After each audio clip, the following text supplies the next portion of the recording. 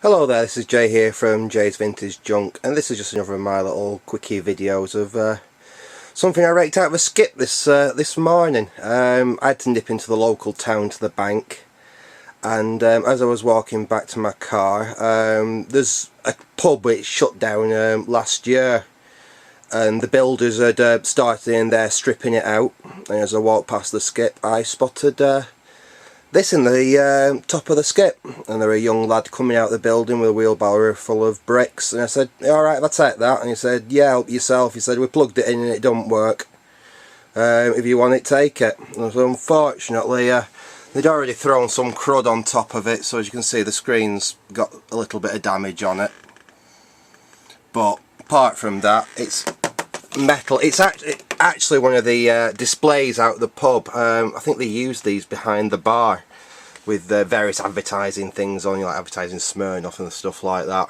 It's a 22-inch widescreen panel. Now let's have a look at the back of it.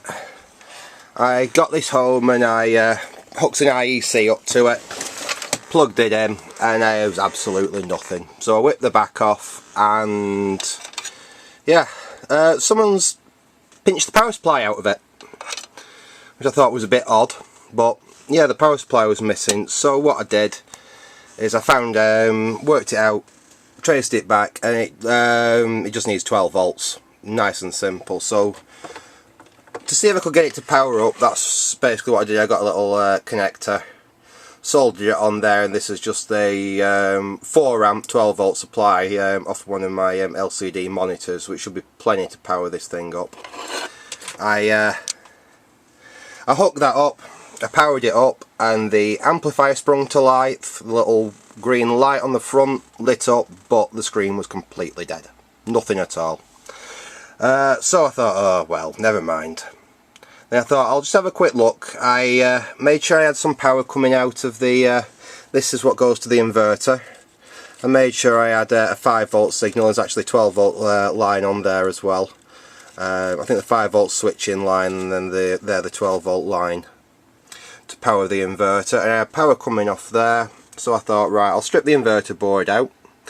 Stripped the inverter board out, and I found 3 little surface mount fuses on the inverter board, and I checked across them, and F2, which was right in the middle, was open circuit. Now I didn't have quite the right little surface mount fuse. I went and hunted on some boards and I found something similar. Dropped that on the board, and this is what I'm getting up to now. I'll just show you. Just power this up.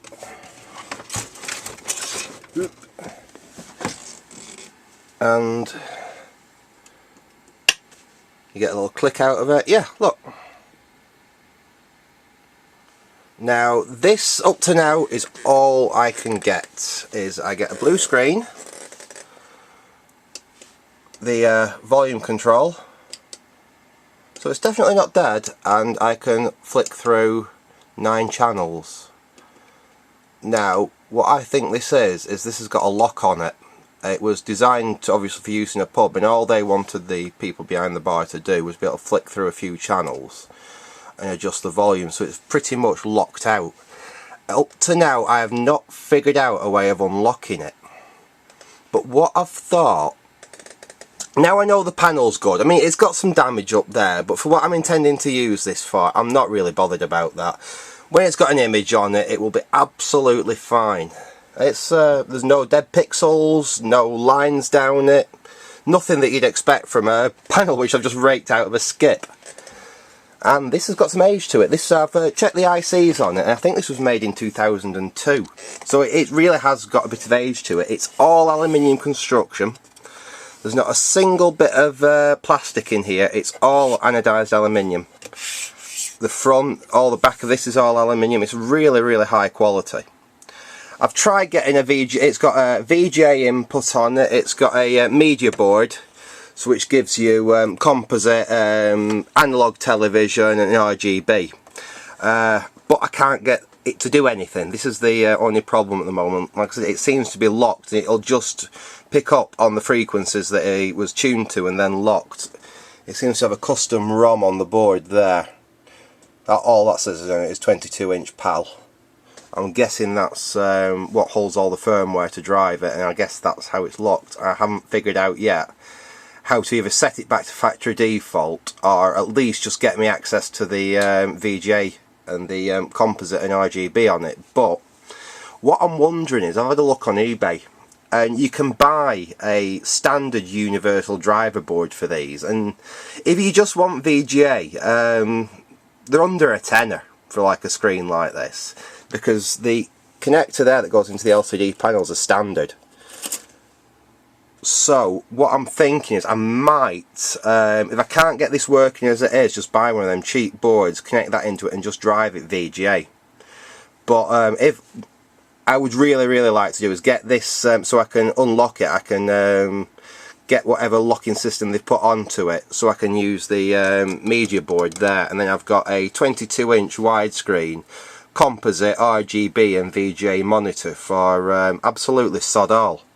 So it's amazing. I always, when I'm going past a skip, I always have a quick look inside it and see if there's anything that's worth having, and it just goes that sometimes it can pay off.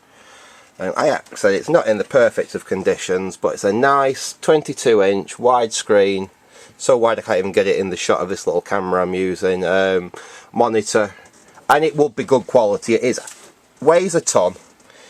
It is actually wall mountable. I've got the back panel for it here, and it's got the VESA holes, but it's also got two little picture frame hooks, so you can just screw two screws in your wall and hook it on the wall. And my plan for this is I'm currently converting the attic into a computer room, and I thought that this on the wall as a display, if I can get it to work with RGB and composite, I can have my PlayStations or whatever else I want to be gaming on at the time plugged into it. If not, like I said, I will convert it just to a VGA monitor, and it'll be awesome for playing Doom and Quake and things like that on. And it's got built-in stereo speakers. It's not too big. It's really rugged. So I'm super pleased with that for dragged out of a skip. That's all I'm going to do for today. I just thought you'd like to see what you really can get for absolutely nothing. So thanks for watching, and goodbye.